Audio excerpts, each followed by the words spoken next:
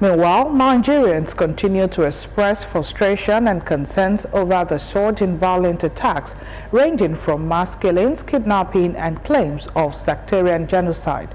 These came alongside the sharp criticism from the United States President Donald Trump, who referred to Nigeria as a country of particular concern. And in response to this, President Bola Tinubu convened a major security meeting where he ordered dramatic changes in policing and other security outfits, all in an attempt to douse the threat. Our reporter Olaide Oloye went out to get opinions on this trending public discourse. Our reports.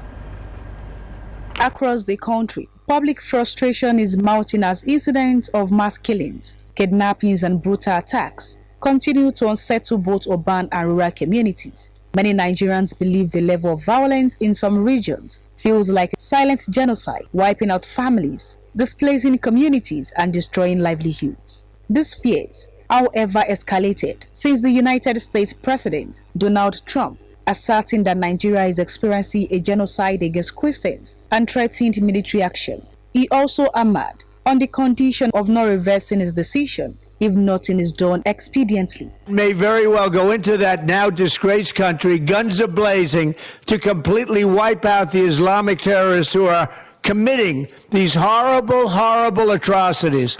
Despite this threat of invasion, which inflamed debate both inside Nigeria and abroad, the Nigerian government strongly rejected Trump's narrative. But a global coalition of Christian and human rights groups argued that urgent international pressure is needed to stop the killings. Generally, particularly part of growth of a Christian or the church. So whether there's genocide or whatever form has come, it's part of persecution. So generally, the church is built for persecution and it has thrived in persecution. The more you persecute the church of God, the more growth it comes out of it. It is important for us, especially at these changing times and these moments of so many developments, especially in our nation, that the church moves towards one another. Unity is a given. Unity in the body of Christ is a command to us. Against this backdrop, President Bola Tinubu called a high-level security meeting with his military and intelligence chiefs, and in a major policy shift, ordered the withdrawal of 100,000 police officers from VIP protection duties, redirecting them to frontline security work with an approval of the recruitment of 30,000 new police officers, a step meant to boost manpower where it is most needed. Mr. President gave direct order that immediately the policemen providing VIP protection presently are to be withdrawn and they are to complement the ongoing efforts against criminalities. Is a decision taken very late, and I don't think this is the first time they have been talking about redeploying those policemen attached to the VIPs. It's not now, but the issue is that government just love to talk, but implementation is always a problem. I feel that it's the Nigerian army that needs to be adequately equipped. If they are adequately equipped, I'm sure we have seen experiences when they go for international peacekeeping and what have you.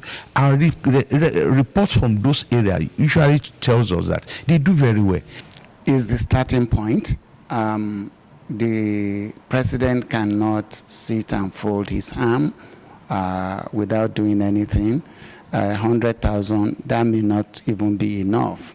And recruiting more, yes, is in the right direction. While this was ongoing, the military and police stepped up rescue operations. Recently in Kwara State, troops freed kidnapped victims in a recent operation. But some voices are cautious over reliance on security crackdowns, which can backfire, especially if the violence is treated purely as a religious issue. Presently, we are receiving very good positive news from Kwara State, where the entire 38 people that were abducted have been reunited with their families. And progress is also made from Niger State, whereby we have our 51 of those students that have now reunited with their families. We try to engage a lot of people by, awakening them, reminding them, enlightening them. At the end of the year, you're going to have lots of maybe crime, criminalities. A lot of people are trying to plan their own kind of end of the year in a criminal way. So we're trying to tell the people, the masses out there, especially the Ogun State residents and indigenes, to be security conscious, know your neighbor, be at alert. As tensions rise, Nigerians are asking, will these measures bring lasting security or deepen divisions? The government has assured it is serious about restoring stability, but for many, the real test will be whether these policies protect all citizens, regardless of faith. Olaide Oloye, OGTV News.